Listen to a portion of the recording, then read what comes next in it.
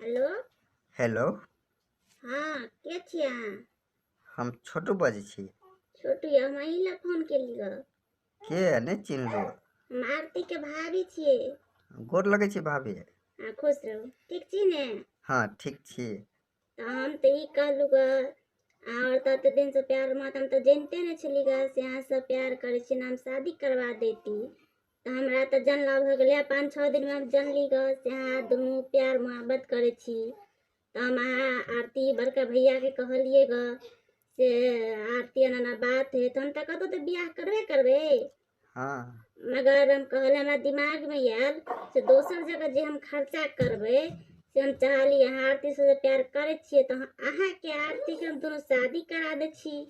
आरती तो ना हमरा नहीं कहे छले ग तो वो हम आरती के एगो साथी छे ना लड़की से हमरा के चले भाभी से छोटू नाम के लड़का है बहुत नीक तो आरती का सब बात विचार करे छे 2 साल से। तो शादी के बाद ना मन में ख्याल आयल कि अहाँ के फोटो हम देखा दिली लड़की तो मैं अहाँ के फोटो अच्छा लगा लड़का हम देखे में चिकन छी अच्छा छी तो हम चाहली अहाँ के आरती के हम शादी करा देव। तो अहाँ की चाहे छिए?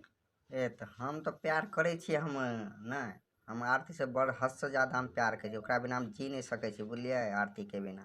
अच्छा तो हम आरती के भैया छे ना बड़का भैया हाँ ओकरो कहलिएगा तो कहल ठीक है छोटू के बजाओ अंगना में अपन बात तात कर ले शादी के अहाँ के वो जे चले ने पापा जी आरती के पापा हमर ससुर हाँ तो ओकरो हम कहलिएगा मम्मियों कहलिएगा तो कहल के छोटू के बजाओ अंगना में बात कर लेब आ तकर बाद शादी के बात कर लेबे। और हमर ननद छे ना जेठकी ननद एकरो चले हमर नंदोई छते ना एकरो हम कहलिए तो नंदोई के तो बड़ पसंद छिए आओ ना हमर नंदोइसो आवे छे शाम में अहूँ चल आओ बात विचार कर ले भेजा शादी के बाद 2-4 दिन में आके शादी करा देब।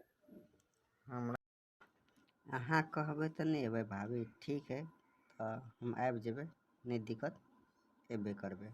ठीक के बात छे ना एक हमर ननद के घर बसत तो खुशी के बात छे सुंदर लड़का हाँ छी देखे में तो हमरा मन में ख्याल आयल कि हम आरती दिया के किया ना हसने शादी कर लेबे तना विचार से चल अहाँ दोनों के हम शादी फिक्स कर दे छी। आरती हमरा कहाँ कखुन तो फोन केला भाभी? आरती कना करे आरती नहीं कल आवेला ना आरती के डर है कि भैया और हमरा मारत लेकिन हम अगर भैया और के हम पोहला ले लिए मना ले लिया। हाँ तो लाज हुई ने कि एक बहिन भाई के जे कहते तो लाज के बात नहीं छे। हाँ तो है तो हम बात के लिए ता भेले ने हम आरती के भाभी भेलो तो हम अपने यहाँ से बात करे छी तो आज शाम में एबै। काम तो बड़ छे देखे कोशिश करबे। तो काम देखे शादी से बैठ के प्यार करे छे ना तो काम के छोड़ा नहीं पड़त एक दिन काम छोड़ दियो। ये तो आरती के लिए तो हम जान भी दो देबे। तो या देखिए अहाँ से प्यार करे छे एहन प्यार करे वाला हम नंद से ते कतो है आ सामने आओ बैठ के बात विचार सब कोई करे छी भैया रहत अहाँ के हमर नंदोइस रहते जीजा कर आरती के पापा जी रहते तो सबे कोई रात में बात विचार कर ले सुबह चल जाओ अपना घर।